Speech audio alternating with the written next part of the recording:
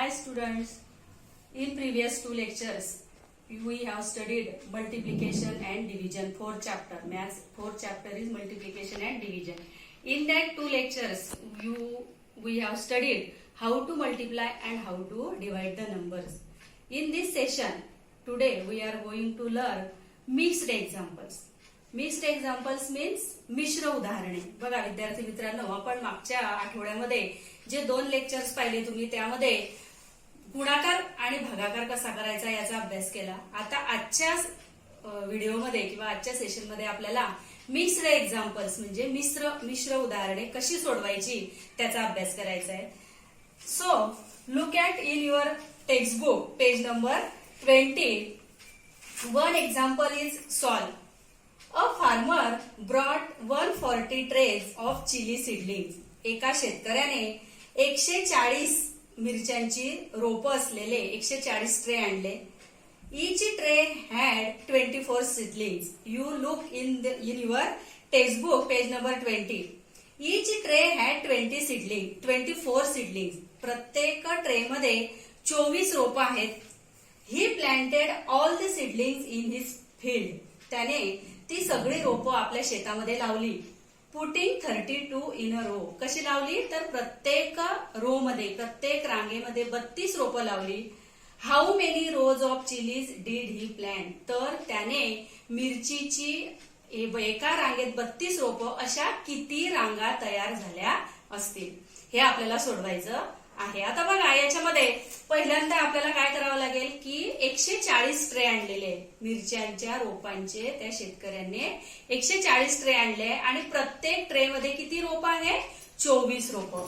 140 trays. Each trays has 24 seedlings. म्हणजे first we have need to number of seedlings. म्हणजे पहिल्यांदा आपल्याला त्या मिरच्यांची रोपांची संख्या काढावी लागेल की मिरच्यांची रोपं किती होती. मग त्याच्यासाठी आपल्याला काय करावं लागेल तर गुणाकार करावा लागेल, मल्टिप्लिकेशन करावं लागेल. Therefore 140 multiply by 24. 140 गुणिले 24 हा गुणाकार करताना बघा आपल्याला माहिती आहे आधी आपण दशक म्हणजे टेन्स प्लेसने वरच्या संख्येला गुणतो. युनिट प्लेसने आपण पहिल्यांदा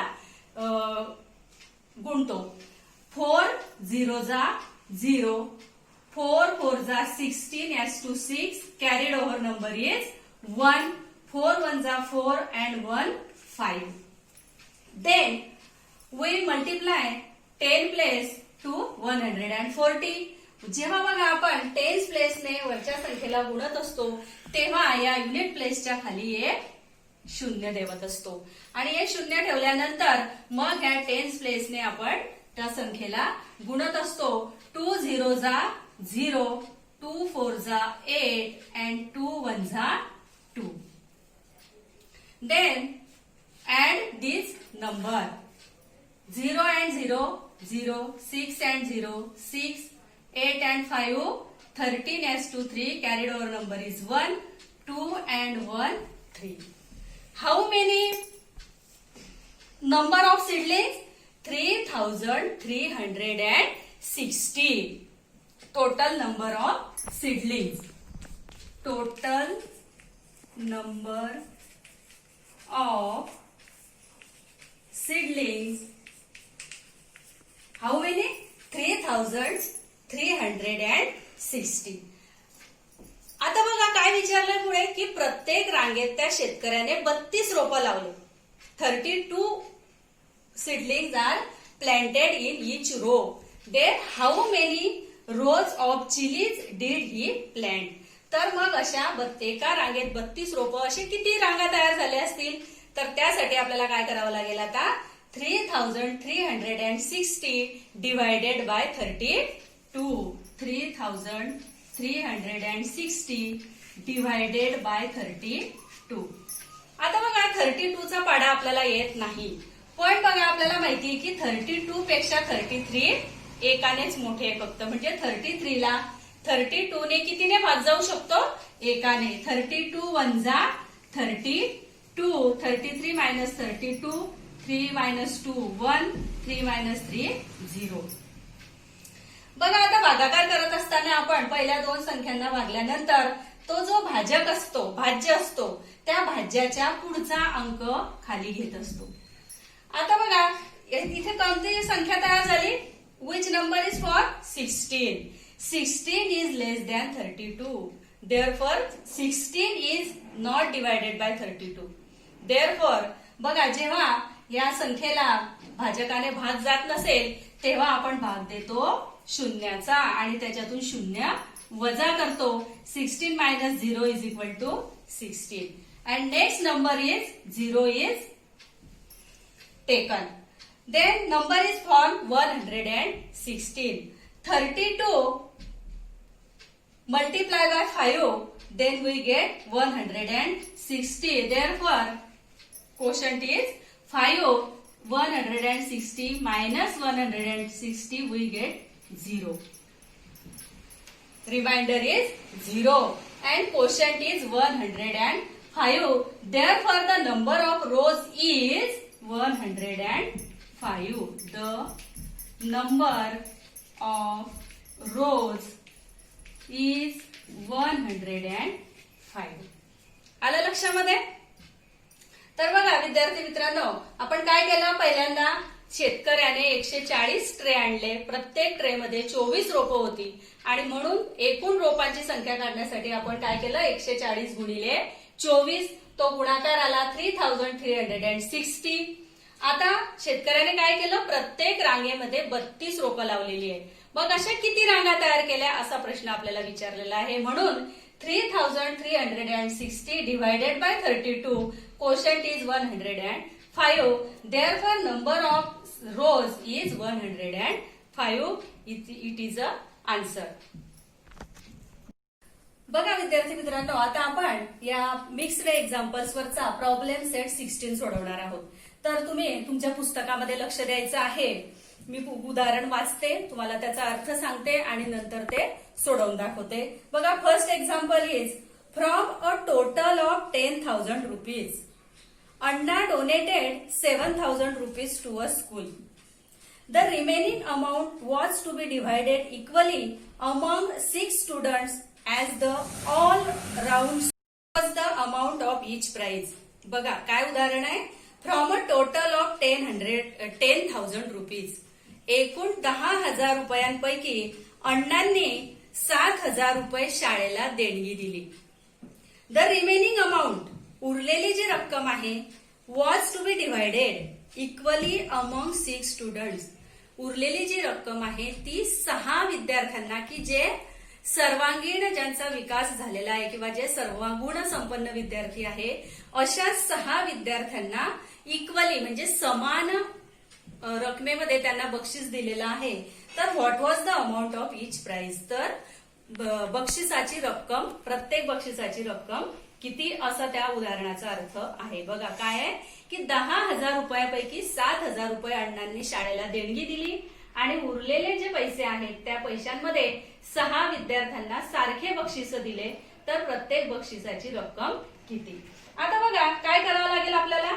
10,000 रुपीज याच्यापैकी 7,000 रुपीज शाळेला देणगी दिली आहे. म्हणजेच 10,000 minus 7,000 is equal to 0 minus 0 0 0 minus 0 0 0 minus 0 0 0 minus 7 no possible hence carried over number is taken. 10 minus 7 is equal to 3. 1 minus 0 is equal to 0 minus 0 is equal to 0. How many amount is remain? 3,000 rupees. 3,000 rupees are remain. म्हणजे 3,000 रुपये उरलेले आहेत. या 3,000 रुपयांपैकी काय केलंय तर 6 विद्यार्थ्यांना 6 students divided equally among 6 students as the all round student prize. म्हणजे जे विद्यार्थी सर्वगुण संपन्न आहे अशा 6 विद्यार्थ्यांना ही रक्कम इक्वली म्हणजे समान वाटलेली आहे. तर बक्षिसाची रक्कम किती. म्हणजे आता काय करावं लागेल मग? 3,000 डिवायडेड बाय 6. Because 6 students. आता बघा 3000 भागिले 6 हा भागाकार करायचा आहे आपल्याला. 6 5 झा 30. 0 minus 0, 3 minus 3, 0. Then 0 is taken. 6. आता बघा या 0 ला 6 ने भाग जात नाही म्हणून भाग दिला शून्याचा. शून्यातून शून्य गेलं 0. पुन्हा हे वरचं शून्य खाली घेतलं. 6 0 0 म्हणजे भागाकार काय आला, पोषण काय आला 500. म्हणजे इच स्टुडंट, प्रत्येक स्टुडंटला किती बक्षीस मिळालं 500 rupees. Each amount of each prize, therefore amount of each prize is 500 rupees. आलं लक्षामध्ये. आता बघा पुढचं उदाहरण आहे. बघा आता प्रॉब्लेम सेट 16 मधलं second example. An amount of 260 rupees each was collected from 50 students for a picnic. बघा 260 रुपये प्रत्येकी 50 विद्यार्थ्यांकडून सहलीसाठी प्रत्येकी 260 रुपये जमा केले. If 11,450 rupees were spent for the picnic, what is the amount left over? काय अर्थ आहे बघा उदाहरणाचा की 50 विद्यार्थ्यांकडून 50 स्टुडंट्स, या 50 स्टुडंट्स कडून प्रत्येकी 260 रुपीज कलेक्ट केलेले आहे सहलीसाठी. आणि हे सहलीसाठी पैसे जमा केल्यानंतर त्या एकूण जे पैसे झाले त्याच्यापैकी 11,450 rupees were spent for the picnic. 11,450 रुपये सहलीसाठी खर्च झाला. तर एकूण किती रुपये शिल्लक राहिले असा या उदाहरणाचा अर्थ आहे. तर बघा आधी आपल्याला काय करावं लागेल, we have to multiply 260 multiply by 50 because 260 rupees each student gave for the picnic. And how many students? 50 students are participate in that picnic. Therefore 50 multiply by 260 असं केलं तरी चालेल किंवा 260 multiply by 50 असं केलं तरी चालेल. 260 multiply by 50. बघा आता 0 0 जा 0, 0 6 जा 0, 0 2 जा 0. युनिट प्लेसला आपण इथे 0 देणार कारण 10 प्लेसचा गुणाकार आहे. 5 0 जा 0, 5 6 जा 30 as to 0, carried over number is 3. 5 2 जा 10 and 3 30. 0 0 0 3 1. How many rupees are collected? 13,000 rupees are collected. 13,000 rupees collected. सहलीसाठी किती रुपये जमा झाले एकूण 13,000 म्हणजे 13,000 रुपये जमा झाले. त्यापैकी 13,000 यापैकी 11,450 rupees are spend for the picnic. Therefore आता काय विचारलंय आपल्याला की सहलीसाठी जेवढी रक्कम जमा झाली त्याच्यापैकी 11,450 रुपये म्हणजे 11,450 rupees are spend for the picnic म्हणजे सहलीसाठी तो खर्च झालेला आहे. आणि किती रक्कम शिल्लक राहिली म्हणजे आपल्याला काय करावं लागेल, 13,000 मधून 11,450 वजा करावे लागतील.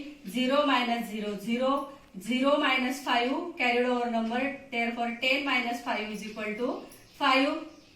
Here remaining 9, 9 minus 4 is equal to 5. Here 2, 2 minus 1 is equal to 1, 1 minus 1 is equal to 0. Therefore the remaining amount is 1,515 rupees left over. म्हणजे या 13,000 रुपयातून किती रुपये शिल्लक राहिले तर 1,550 रुपये सहलीसाठी खर्च झाल्यानंतर एवढे रुपये शिल्लक राहिले. बघा विद्यार्थी मित्रांनो आता याच्या नंतरचं आहे तिसरं उदाहरण. बघा आता तिसरं उदाहरण आहे. A shopkeeper bought a sack of 50 kilogram of sugar for 1,750 rupees. एका दुकानदाराने 50 किलोग्रॅम साखरेचं पोतं 1,750 रुपयाला खरेदी केलं. As the price of sugar fell, he had to sell it at the rate of 32 rupees per kilo. पण काय झालं की साखरेचे भाव उतरले आणि त्याला ती साखर 32 रुपये किलो प्रमाणे विकावी लागली. How much less money did he get than he had spend.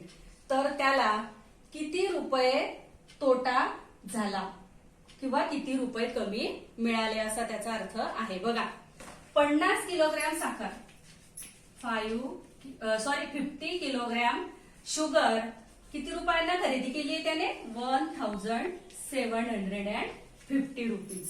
पण साखरेचे भाव कमी झाल्यामुळे त्याला ही 50 किलो साखर 32 रुपये किलो प्रमाणे विकावी लागली. तर त्याला किती रुपये कमी मिळाले असतील.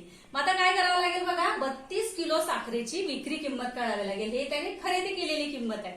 आता विक्री किंमत म्हणून काय करावं लागेल बघा 50 मल्टिप्लाय बाय 32. कारण 50 किलोग्रॅम शुगर आहे आणि ती 32 रुपये किलो प्रमाणे त्याला ती विकावी लागली आहे. म्हणून आपल्याला काय करावं लागेल त्याने किती रुपयाला ती साखर विकली हे काढावं लागेल. पहिल्यांदा 2 0 जा 0, 2 5 जा 10, 0 3 0 जा 0, 3 5 जा 15, 0 plus 0, 0 plus 0 is equal to 0, 1 plus 5 is equal to 6, 1 is 1.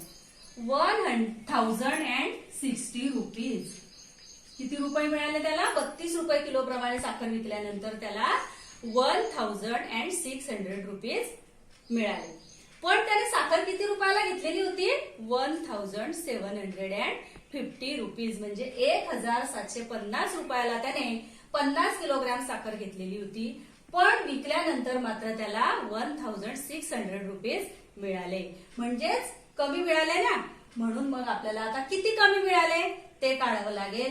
Therefore 1,750 minus 1,600, 0 minus 0 0, 5 minus 0 5, 7 minus 6 1, 1 minus 1 is equal to 0. Therefore he get 150 rupees less. किती रुपये कमी मिळाले त्याला 150 रुपीज गेट लेस. म्हणजे त्याला 150 रुपये कमी मिळाले. कशापेक्षा त्याने खर्च केलेल्या रुपयांपेक्षा. दॅन ही लेस दॅन ही स्पेंड.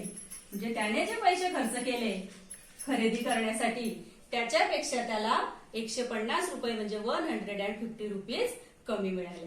आता बघा हे जे 3 उदाहरणं मी तुम्हाला सोडवून दाखवले पुस्तकात जे सोडवून दाखवलेलं आहे ते पण समजावून दाखवलं.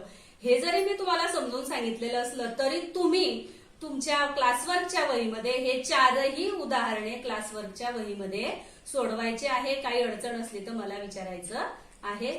धन्यवाद.